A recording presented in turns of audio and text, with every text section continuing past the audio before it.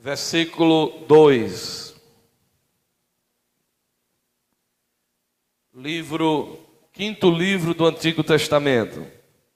Quinto livro do Antigo Testamento, Deuteronômio, capítulo de número 8. É o quinto livro do Pentateuco, dos 5 livros que foram escritos por Moisés. Deuteronômio, capítulo de número 8, versículo 2. E te lembrarás de todo o caminho pelo qual o Senhor teu Deus te guiou no deserto estes 40 anos, para te humilhar, para te tentar, para saber o que estavas no teu coração, se guardaria os seus mandamentos ou não. E te humilhou e te deixou ter fome, e te sustentou com maná que tu não conhecestes, nem teus pais o conheceram, para te dar a entender que o homem não viverá só de pão, mas de tudo que sai da boca do Senhor viverá o homem. Versículo de número 16. Que no deserto te sustentou com maná, que teus pais não conheceram, para te humilhar, e para te provar, e para no teu fim te fazer bem.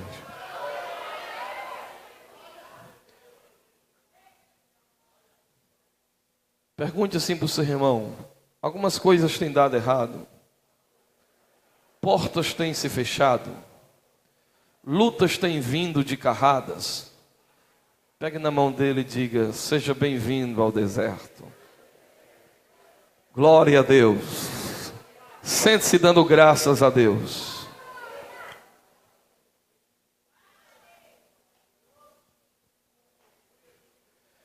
Senhoras e senhores, irmãos e irmãs, existe uma verdadeira harmonia histórica entre o povo de Deus e o deserto. Não se pode conceber a história do povo de Deus, de Israel, sem termos vislumbres profundos de significados do deserto. O deserto faz parte da história. O deserto faz parte de encontros. O deserto faz parte da experiência do povo de Deus ao longo da história. Grandes coisas aconteceram no deserto.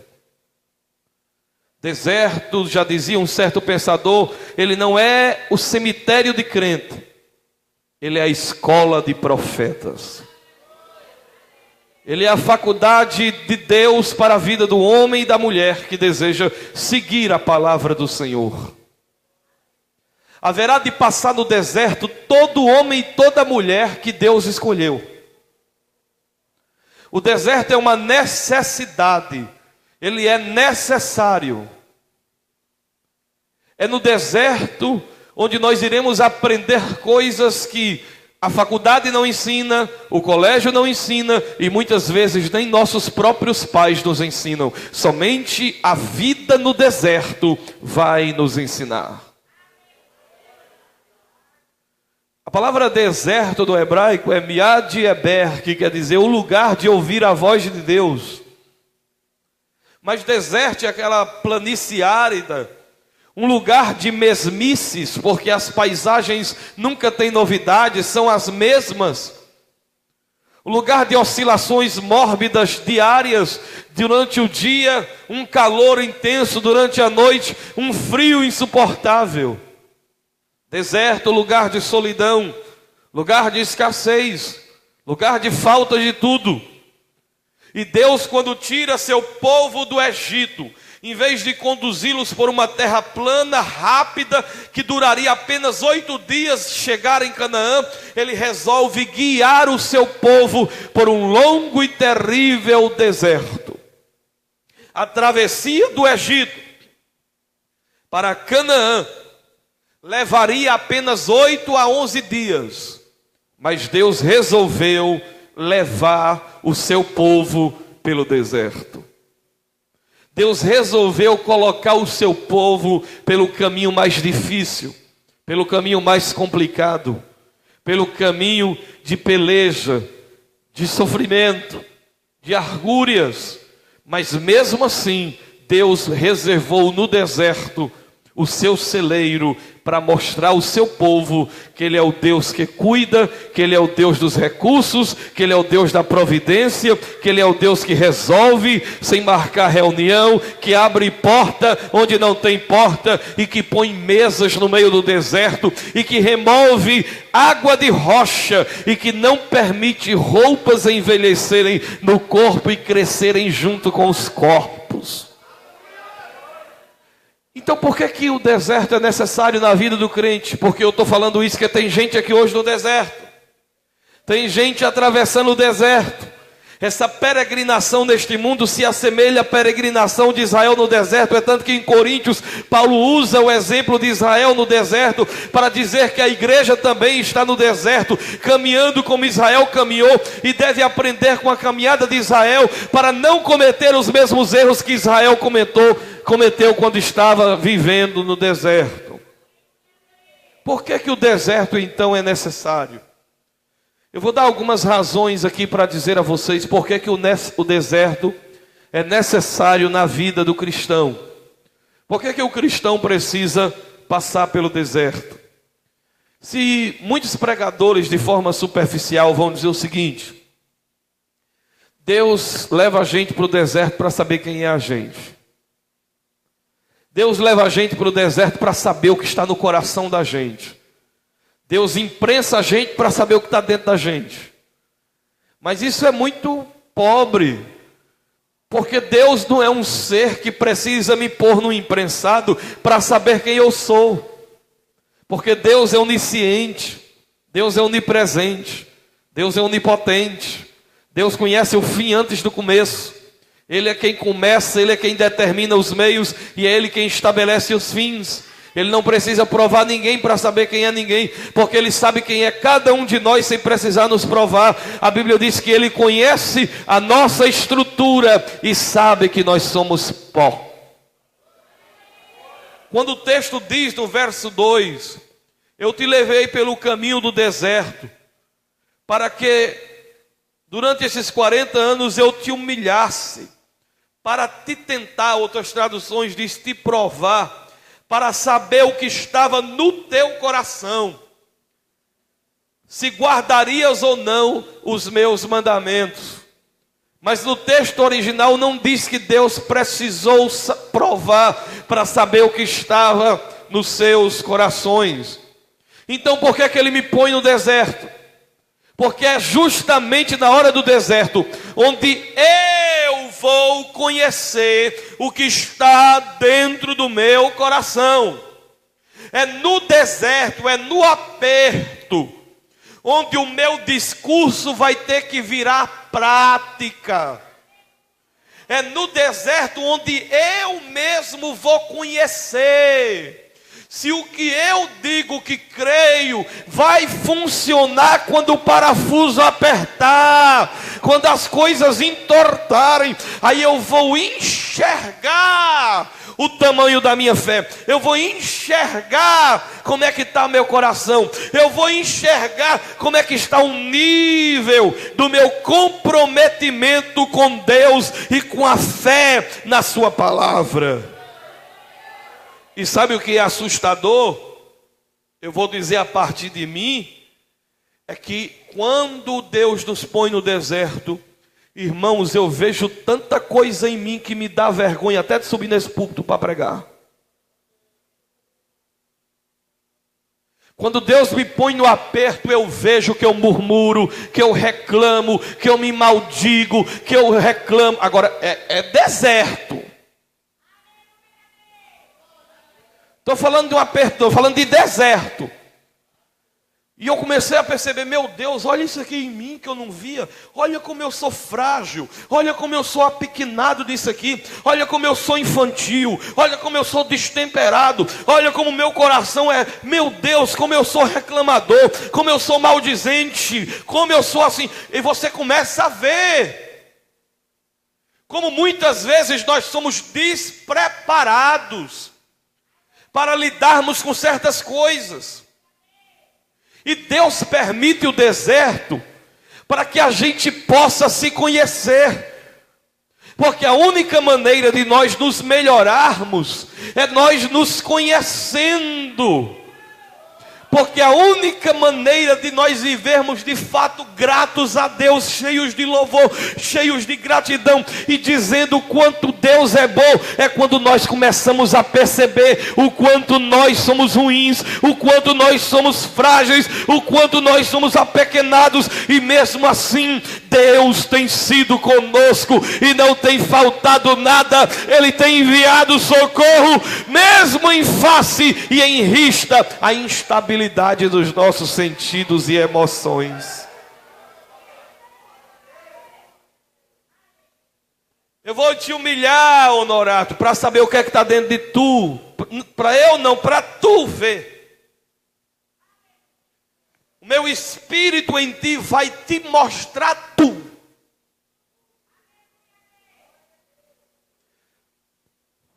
Olha o teu irmão e diz: tu quer que o Espírito de Deus mostre tu para tu?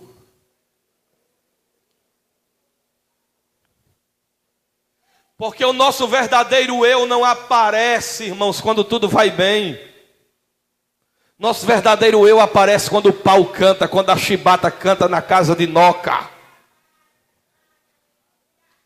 É aí que vai aparecer quem nós somos. Ontem eu passei uma situação, 200 bilhões nesses 2 meses. E ontem, diante de Deus, eu disse para a Bárbara, mas não foi com exagero não. Diante de Deus, eu tive vontade de correr dentro de uma mata sem parar. Sem parar, sabe, entrar dentro do mato e sair sem parar? Pular dentro de riacho, ficar a noite toda dentro de um riacho. Doido. Por causa de luta. Aí você diz: pastor, e aí? E aí que eu tenho vergonha de estar pregando aqui. Porque eu vi quem é meu coração. Eu vi que dentro de mim tem muita coisa feia ainda. Que muitas vezes a gente diz uma coisa, mas na hora que a coisa aperta, a gente vê que a gente não é perfeito. E quem é aqui o bom aqui? Levante a mão, super-homem. Ninguém aqui. É por isso que a Bíblia diz: seja todo homem mentiroso e Deus verdadeiro. O que a Bíblia está dizendo não é para você mentir, não. O que a Bíblia está dizendo é: não acredite em homem, porque nenhum de nós somos perfeitos. Nenhum de nós. O que Deus está dizendo é: a partir do momento que tu se conhecer, tu vai parar de se achar. Tu vai parar de se achar que é tu, que é porque tu merece, que é teu braço que é bom, que é a tua capacidade que vai te trazer a vitória. E foi isso que Deus disse. Eu te levei para o deserto, e nos versículos subsequentes é isso que está escrito. Porque quando tu entrar na terra, tu não vem assim soberbecer e dizer que foi teu braço que conquistou isso. Quando tu se encher de frutos, de bens, de riquezas, aumentarem o teu gado, tu não venha te ensoberbecer. Então eu te passei no deserto para revelar o teu coração, para tu saber que sou eu que cuido de ti, que sou eu que te dou vitória, que é a minha graça que te sustenta. Aleluia! Aleluia! Sabe o que é bonito na Bíblia? É que a Bíblia é um livro da verdade. Sabe por que a Bíblia é um livro da verdade? Porque revela que o pai da fé não acreditou. O pai da fé mentiu, disse que a esposa era irmã. A Bíblia revela que Moisés matou, que Davi adulterou, que Pedro negou. A Bíblia não esconde as fragilidades e os erros dos homens de Deus, porque a Bíblia não quer criar super-homem e mulher maravilhas, mas seres humanos dependentes da graça e de Deus, que respeitem o amor de Deus pela vida deles e parem de confiar em si mesmos. Tudo que nós precisamos saber é que Deus é bom e que nós somos pó. Esses dias uma pessoa chegou para mim, depois de domingo, aquela mensagem: mas pastor, essa mensagem é o que a gente fala. Por que coisas más, por que coisas ruins acontecem a pessoas boas? Coisas ruins acontecem a pessoas boas? Ah, sim, porque isso só aconteceu uma vez na história. Isso só aconteceu uma vez na história. E foi ao Filho de Deus, Jesus Cristo. Em Mara, Israel murmurou. O povo que clamou a Deus para sair do Egito, no deserto, não queria mais orar. Deus mandava um milagre, no outro dia eles se esqueciam. Deus trouxe o povo para o deserto, porque antes deles entrarem na terra, Deus queria transformá-los para que a bênção dele não se transformasse em uma maldição quando o povo recebesse, porque a bênção é muito mais perigosa do que o deserto. Escute o que eu vou dizer: prosperidade e vitória são mais perigosas do que desertos. Porque todo deserto é para preparar o nosso coração para quando as vitórias chegarem, as bênçãos chegarem, a bênção não virá uma maldição.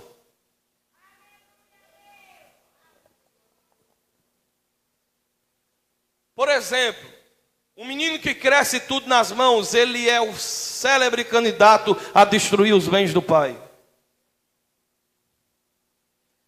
Mas o pai que saiu de uma choupana do interior, em cima de um pau de arara, e suou e sofreu como um condenado para construir, ele valoriza tudo que tem, porque ele lembra do deserto.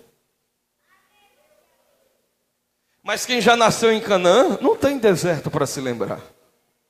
Foi por isso que a Bíblia diz em Josué, que Deus não destruiu todos os inimigos de Israel, mas deixou uma quantidade X de inimigos de Israel, para que os filhos de Israel que nasceram em Canaã, que não conheciam a guerra, pudessem conhecer a guerra. Olhe para o seu irmão e diga: estás no deserto? Dê glória a Deus. Deus está te preparando para Canaã. Deus está te preparando para a terra que emana leite e mel. Quem pode glorificar a Deus e crendo assim adorá-lo?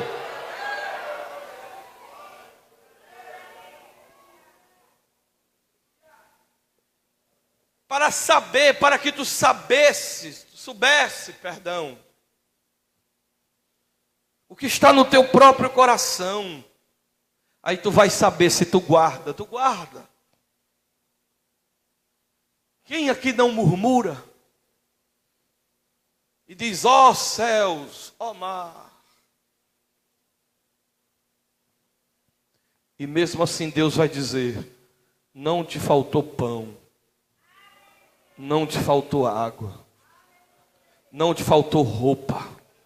Eu te guiei, eu te conduzi, eu te sustentei. Porque é graça. É graça. É graça que trabalha em nós para nos melhorar. Agora, ficar no mesmo processo para sempre? Não. Não.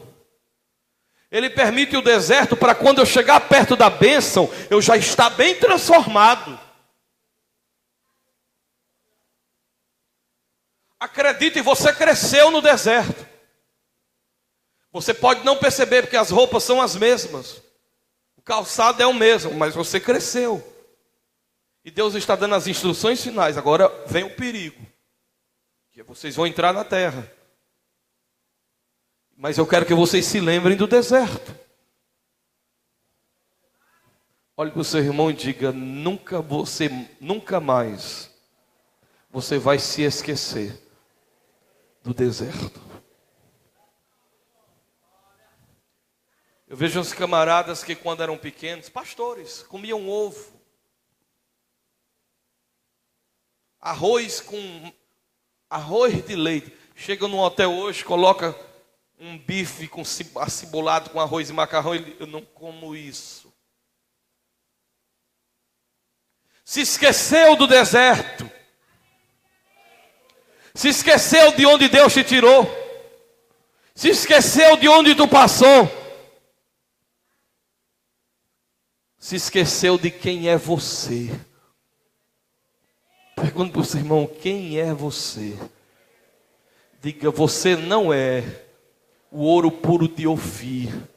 Diga: você é um pecador, salvo, purificado pelo sangue de Jesus Cristo, o Filho de Deus. Aplauda Jesus de Nazaré.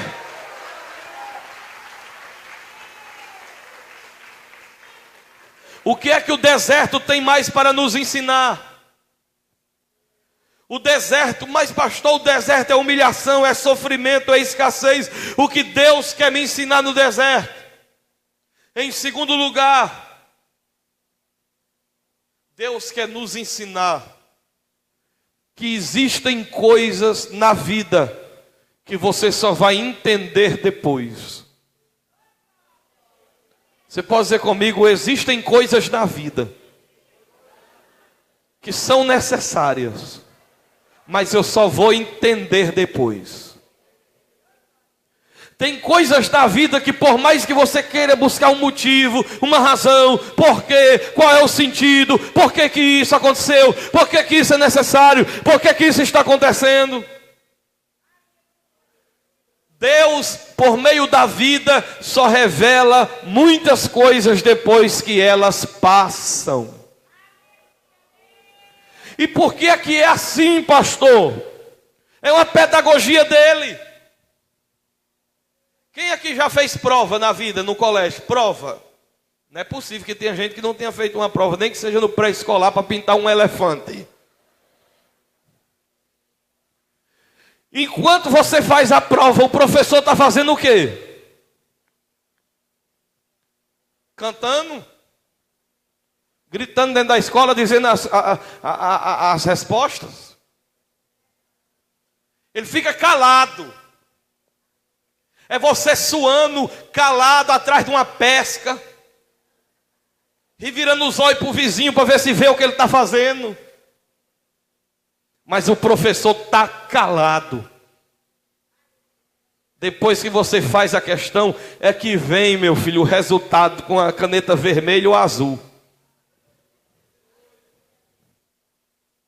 No deserto, Deus passa a prova e fica em silêncio. E você só vai entender depois. E por que eu estou falando isso? Porque a angústia, muitas vezes, não é pelo problema em si. É provado que muitas angústias não são resultados do problema. As angústias são resultados da minha reação do problema. Por quê? Por quê? A dor de não ter resposta é maior do que a dor que faz você fazer a pergunta.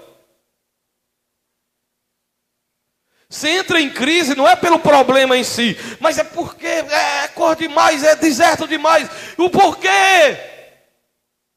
Aí João capítulo 13, versículo 7, Jesus disse: o que eu faço hoje, o que eu faço agora, você não sabe, mas você vai compreender depois. E qual é o propósito de Deus? Por que é que Ele disse que eu vou entender depois? Se eu estou sendo humilhado, ridicularizado, se eu tenho passado privações, dificuldades, aflições, percas, adversidades, eu tenho passado do tempestade, eu entrei no maremoto, do maremoto eu entrei no tufão, viajei dentro de um redemoinho, fui jogado lá do outro lado da Antártida, vim, peguei um barco, o barco afundou, pulei para uma ilha, a cobra me mordeu, eu cheguei no lugar, por quê?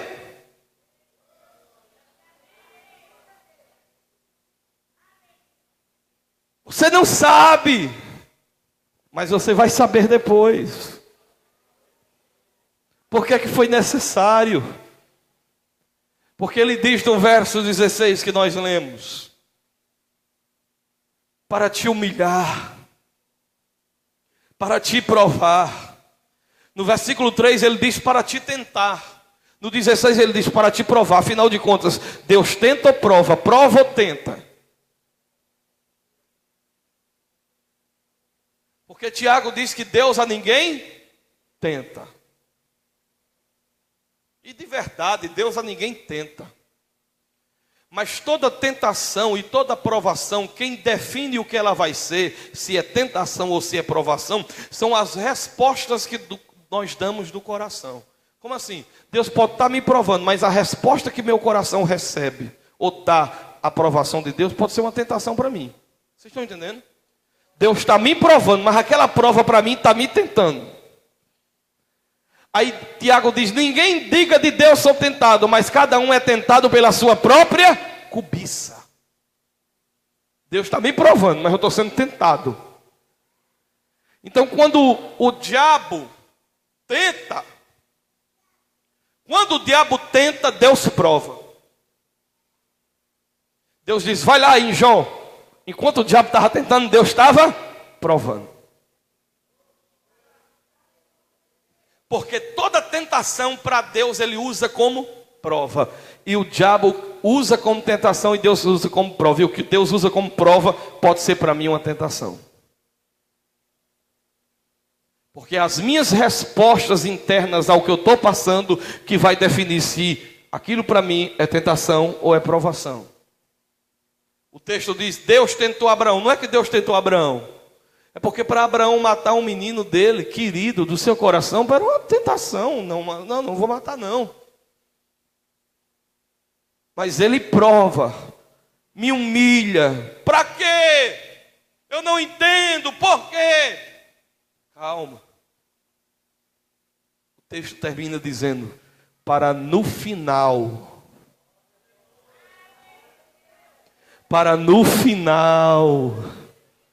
te fazer bem. Aleluia!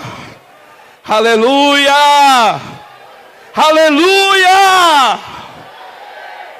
Ele te deixa ser humilhado, ser provado, passar na fornalha, passar no vendaval, no maremoto. Mas você diz, por quê? Ele diz, calma, porque no final você vai ver que eu estou fazendo isso para te fazer bem. Porque eu é que sei os pensamentos que tenho a respeito de vós, diz o Senhor, pensamentos de bem e não de mal, para vos dar o fim que desejais. Louvado seja o Senhor. Romanos 8:28, porque todas as coisas cooperam para o bem daqueles que amam a Deus, dos que são chamados segundo os seus propósitos. Há um propósito de Deus por trás do deserto, há um propósito de Deus por trás desta luta. Você não vai morrer, você não vai tombar, você não vai parar, você não vai desistir, você vai sair dela mais forte, mais cheio, mais destemido, mais ousado, mais sábio. Louvado seja o Senhor. Levante essa mão e cansada e dê glória a Deus dos céus. A Bíblia diz, e João crescia no deserto. Você vai crescer no deserto, meu irmão. Porque no final vai dar tudo certo. No final, você vai olhar para trás e vai dizer, ah, meu Deus. Agora eu estou entendendo tudo. Agora eu estou entendendo porque foi necessário eu passar por isso. Agora eu estou entendendo porque foi necessário eu enfrentar esse deserto. Agora eu estou entendendo porque foi necessário eu passar esta aflição. Agora eu estou entendendo porque foi necessário eu ter essa experiência amarga na minha vida.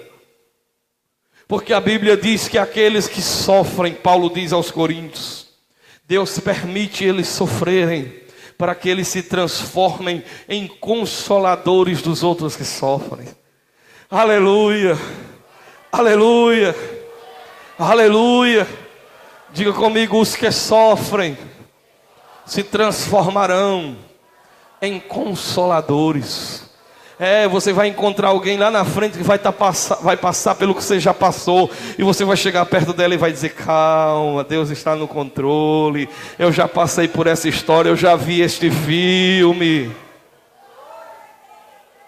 É isso que Paulo diz, que um dos propósitos do sofrimento é nos transformar em consoladores. Você vai encontrar pessoas que vão passar por adversidades que você já enfrentou, e você vai dizer: eu passei aí e Deus me deu vitória, eu andei por aí e Deus foi comigo. Aquieta o teu coração, não te assombres, porque o Senhor teu Deus é quem te toma pela tua mão direita e te diz: não temas, eu estou contigo. Não te assombres, eu sou teu Deus, eu te criei, eu te formei, eu te remi.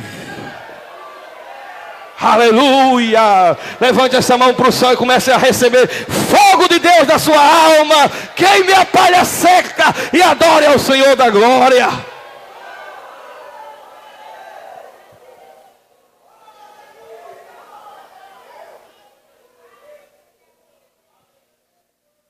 Um dos propósitos da dor, por exemplo, está revelado aqui.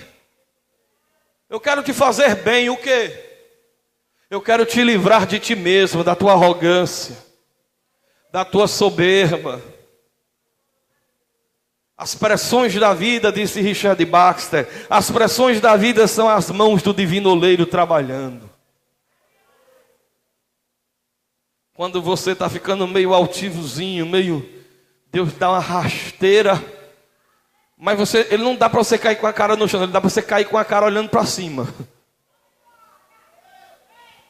Eu estou aqui.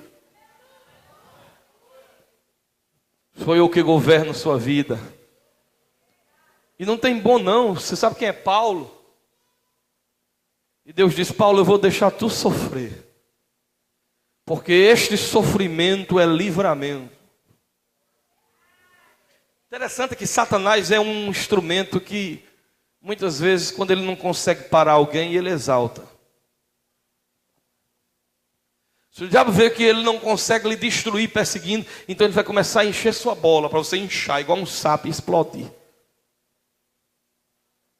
Mas quando Deus é soberano, ele engabelou o diabo e disse: eu permito que tu faça isso na carne de Paulo, que tu bata nele. E a Bíblia diz: um mensageiro de Satanás foi enviado e esbofeteava Paulo, a fim de que ele não se ensoberbecesse.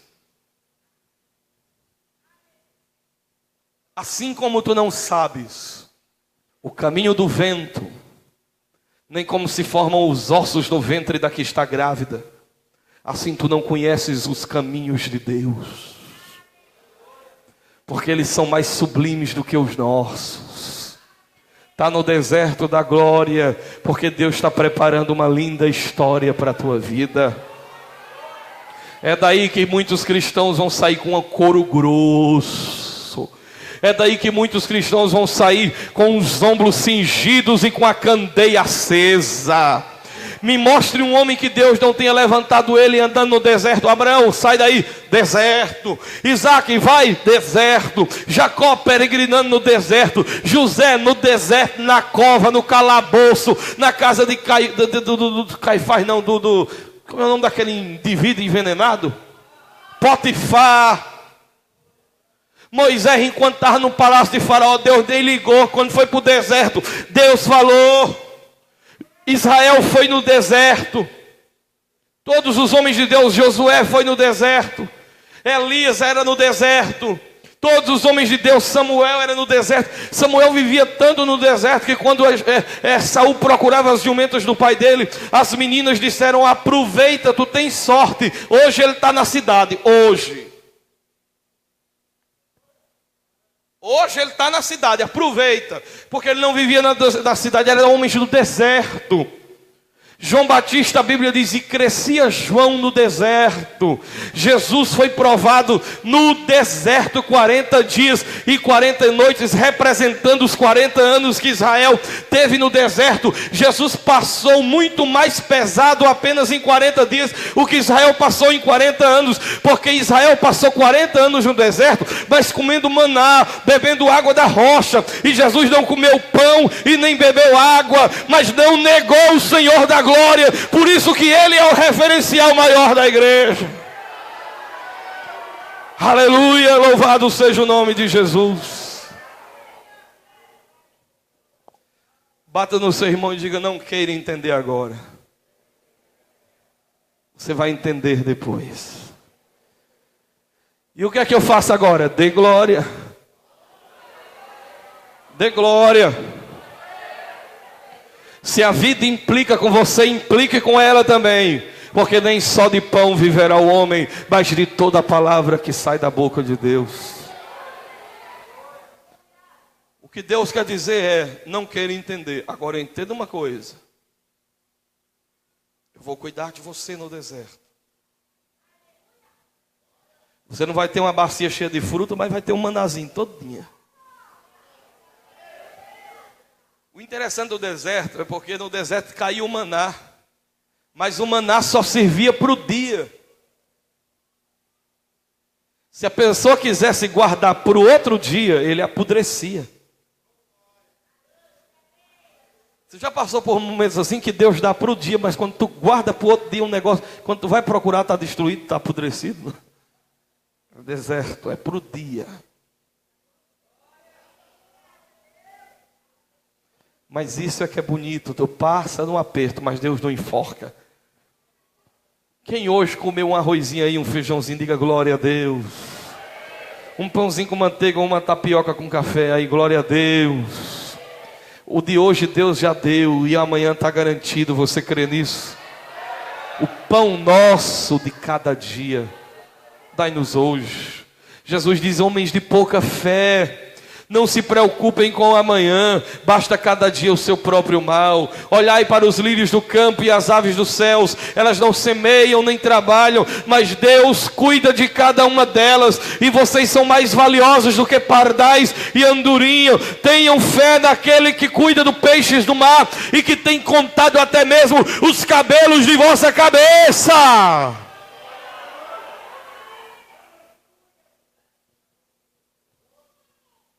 Qual é a terceira coisa que eu aprendo aqui? O deserto é necessário, porque eu passo a me conhecer. O deserto é necessário para eu aprender que muitas coisas eu só vou entender depois.